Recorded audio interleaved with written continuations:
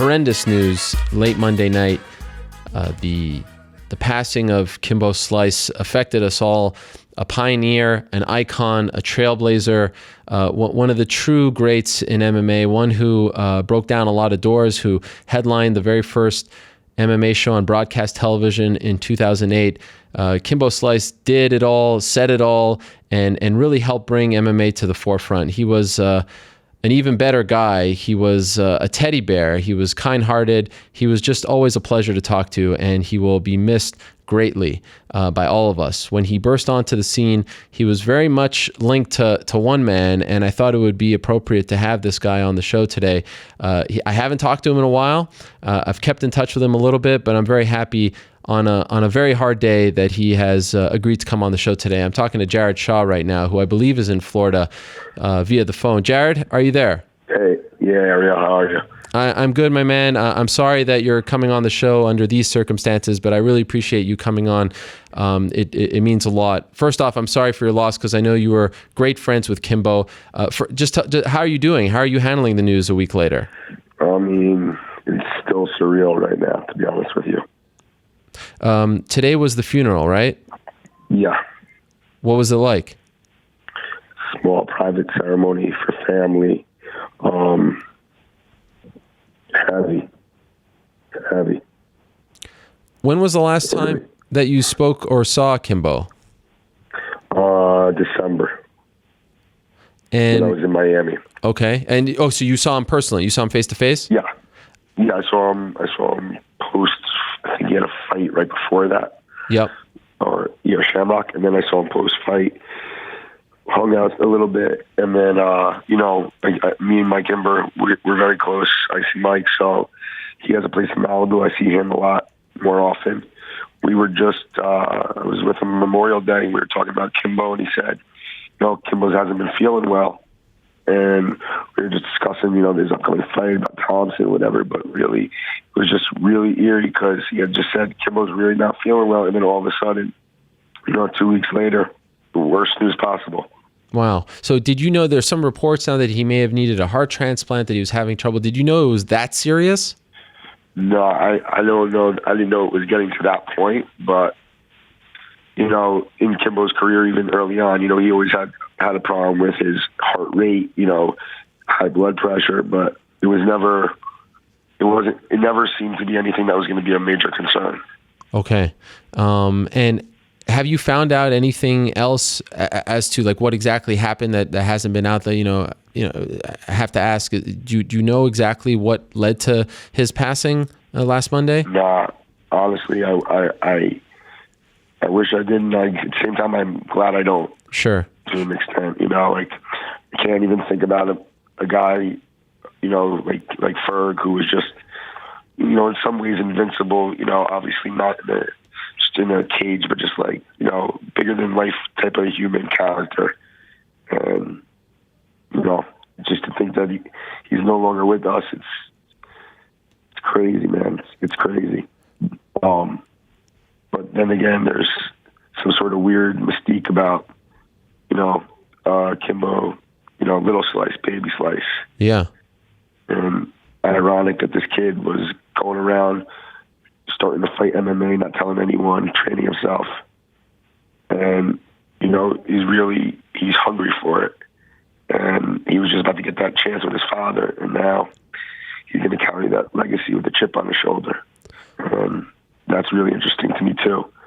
I think the most beautiful thing is about Kimbo, there's been such an outpour of love, condolences. I get more emails, text messages, Facebook, everything, wishing condolences about Kimbo, more than a birthday, more than anything. Of course, you get a lot of birthday wishes, but to hear just my friends who don't even know Kimbo, all these people reaching out to me, speaks volumes about him.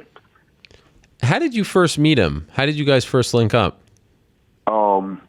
So the first time we linked up is because I had seen him on YouTube like everyone else, and we were just starting to see Valida C. Uh-huh. And I really thought he could be a great boxer because he had that natural bob and weave, and obviously he looked ferocious.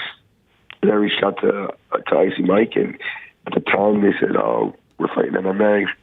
They just fought Mercer. They were going to have a second fight, I think, it was for Age Fury, Ring of Fury, whoever the New Jersey outfit is. And I guess Jeremy Lappin had gotten word, or maybe JD Penn, one of them, that his second fight was going to fall through. They weren't going to be able to afford it. So we swooped in there down to Miami, brought a hefty briefcase full of cash and got the deal done with them. I was in California when they came the next week, and Gary and I went and had dinner, or as Kimbo loves to say, break bread. And we just hit it off right away. Honestly, we hit it off really right away. I've had a lot of fighters that are close to me in my life, but I only have one that I would consider a brother, or use that term for. 100% was Ferg. Did you guys think, honestly, did you think it would turn into what it did? I mean, he had a tremendous look. He connected with people. Of course, he was a YouTube sensation. But when you guys were making this deal, when you were sort of strategizing, okay, let's try to sign this guy and give him all this money, did you think it would lead to national television and cover of magazines and all this stuff? Did you really think it would get that big? Honestly, yes. I really did. Again, it's like a see, smell, touch effect. You just know a star when you're around one. Yeah. And in the fight game, especially like more boxing, but even in MMA, in the fight game, as promoters, you're going to pick and choose the right fights for him to grow with, assuming that you think he's going to win the fight. So there was no doubt that as long as he kept winning or knocking people out, this guy could be a huge, huge star. And, look, he was thrust into the spotlight by us. And it was a mixture of we needed that face to begin Elite XC and get noticed. And he was also coming in the height of what YouTube became and pop culture, technically. He had 12, who knows by then, 18 million hits. So there was, and I should say also, MMA was entering its prime limelight, like where all of a sudden we were around, and Strikeforce and IFL and Pride was coming back.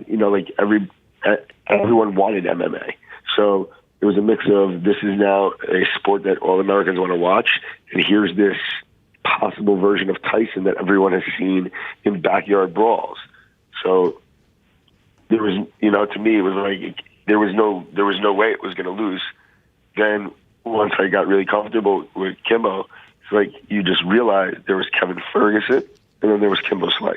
And that made him technically more genius when it came to what you have to be as a marketable, fighter, especially in MMA.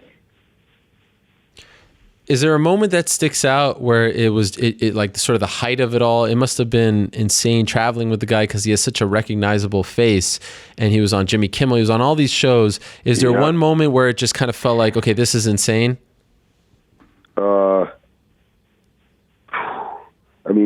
ESPN cover. Yeah. That was pretty sick.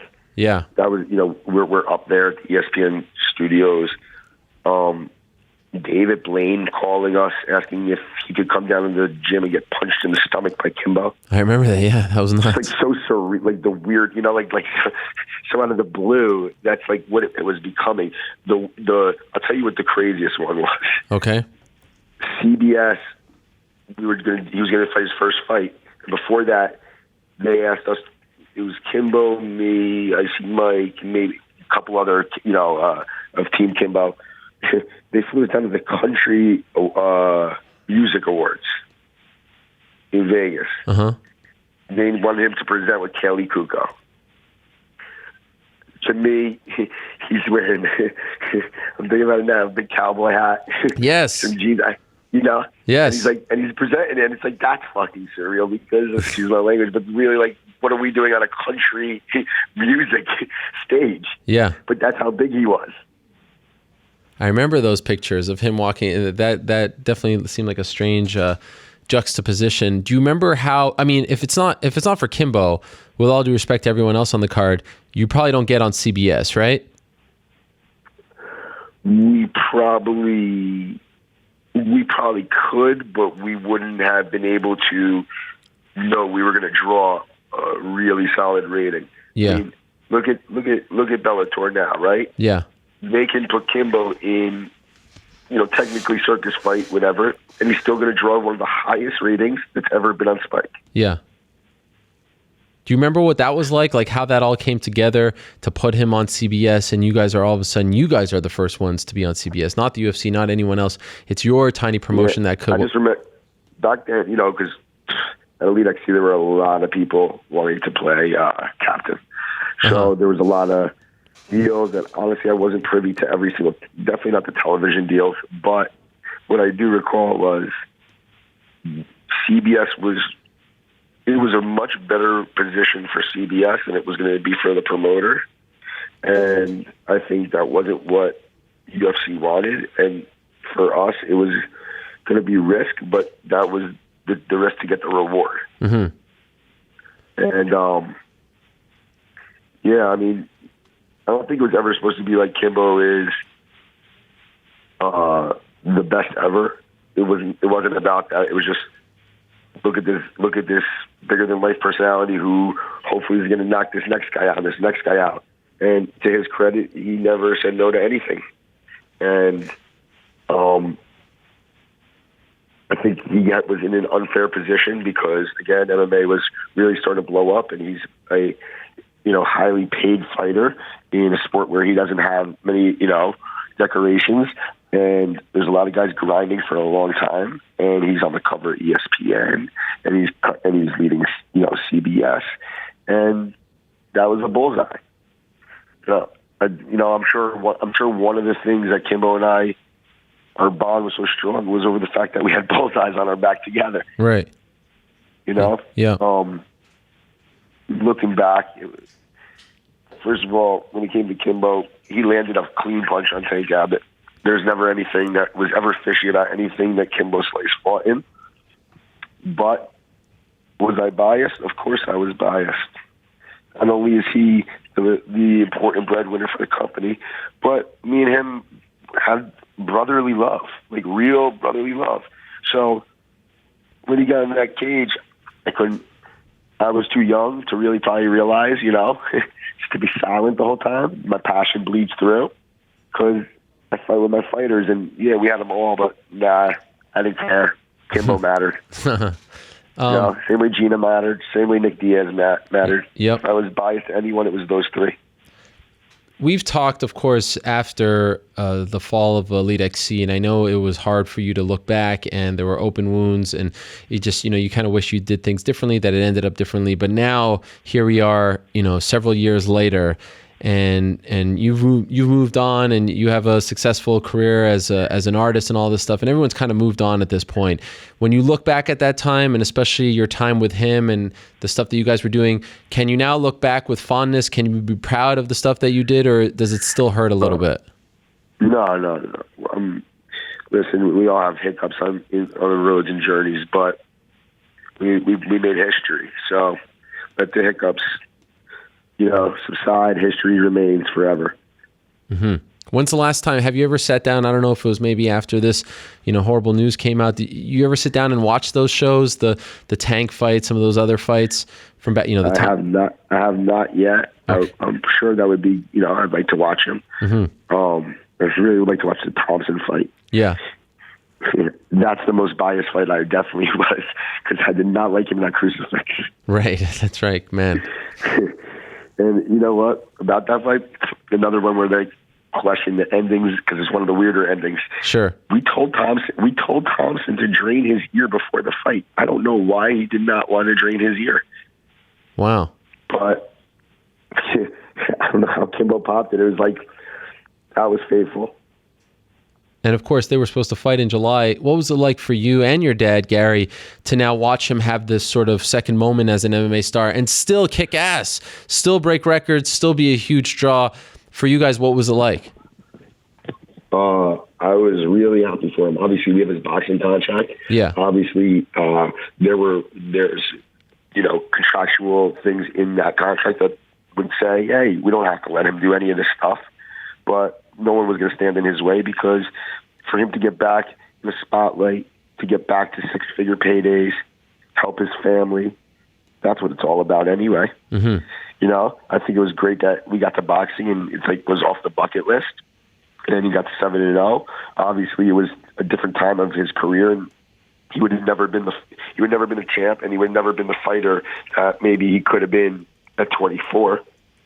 Because one thing about Kimbo is just naturally athletically gifted, and you know, who knows what could have been there. But what's funny is he always knew he was outgunned in MMA. Boy, he kept coming. Yeah. You know, he really did. He knew, but you can never take his heart from him. And even in the last fight, and I really didn't like the way he looked at that fight. And I text Mike and I text Richie, you know, because if you can't knock out Dada, or you know, you're like both gasping for life essentially in the third round. You know, there comes a time, you know, that unfortunately maybe it's not for you anymore. But his heart was so big, he just kept coming, and he was going to do this next fight, and I'm sure he was going to continue to fight. One thing that I always think about with Kimbo, I remember interviewing him before the Ken Shamrock fight in Florida. It was my first time interviewing him in person. And of course, he has an intimidating exterior. I was a little nervous because, you know, he had the whole entourage and you didn't really know what he was thinking. But then you get to talking with him a little bit. And like I said, he was kind of like a teddy bear. He was a very kind man. He was a thoughtful man. And I'm sure you got to see that more than anyone because you spent all this personal time with him. And we got to find out a little later on how much he loves his family and how close he was with his kids. Is that accurate? Yeah. Like, did you witness that yourself? I know he, you know, obviously he was earlier. 100%. Yeah, he was really like that, right? That's not just something people say.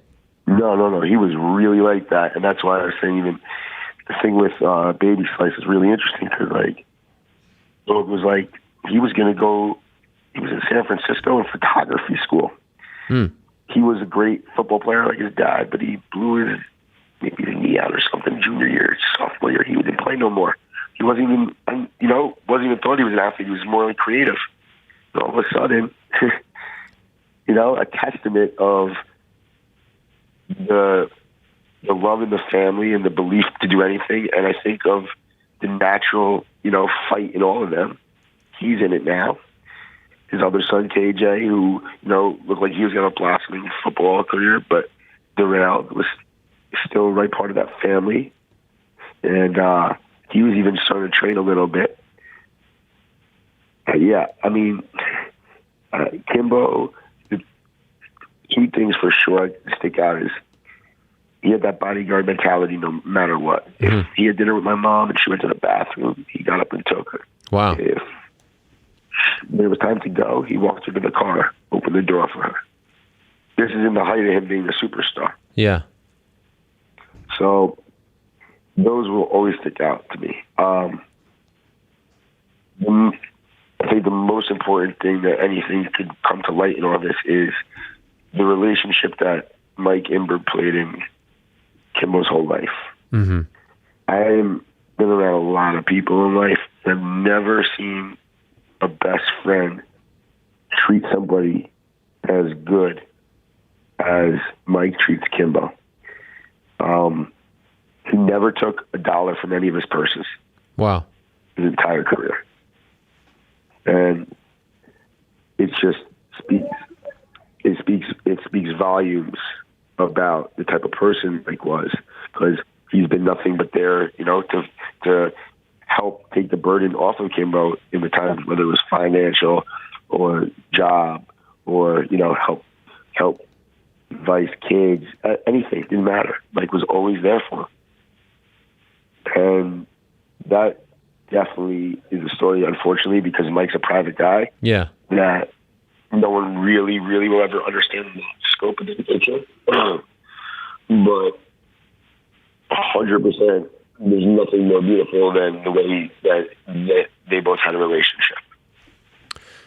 Well, Jared, on a tough day, I appreciate you stopping by, my man. Again, I wish we weren't, you know, reconnecting like this. But thank you very much for coming on and sharing some memories about Kimbo, and keep in touch, my man. You were a big part of. Absolutely, yeah. I mean, I can tell you for sure, he loved you. Thank you. And I think, we all came up together kind of in that thing, that time. Yep. And really, you know what, he loved all the fans. And I know it'll never make sense, but it's that street mentality. He really did it for everyone. Because, he didn't have to fight that fight on CBS against Petrozelli. We had to talk him into it. Yeah. He wasn't going to let nobody down. And I just think it's great that you want to, do some. I'm honored that you asked me to come and talk about him, because it's beautiful that everyone still, holds him in a high regard personally, that they don't want him to be a footnote. No. So, the other thing is, we got a lot of respect for the UFC, what they do, and we gave him a chance, and I think it set down the barriers.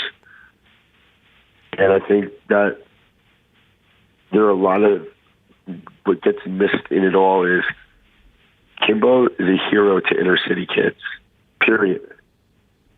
The man goes from their backyards, one fight straight into the major leagues of MMA. Mm-hmm. And says, you can fight your way out too. And that's something positive. You never heard in a world where all there is assault and just felony, everything about fighters or stars, celebrities. No, there's not really those stories about Kimbo. He never got himself in trouble when he was there. You never heard anything negative. If you heard something negative, it was just people clowning on him as a fighter. Yeah, it's very true. I think, that got missed, but somewhere down in Miami, somewhere in Dade County, 305, some fighter, maybe it's even Baby Slice, but somebody is coming, and it probably wouldn't even happen if they didn't get to see Kimbo come first. Well said, Jared. Thank you, my man. I appreciate it, and we'll talk very soon. My pleasure, Ariel. Thank you for having me on, and appreciate you taking the time as well. Pleasure. There he is, Jared Shaw, former Elite XC Vice President, remembering the great life of the late Kimbo Slice.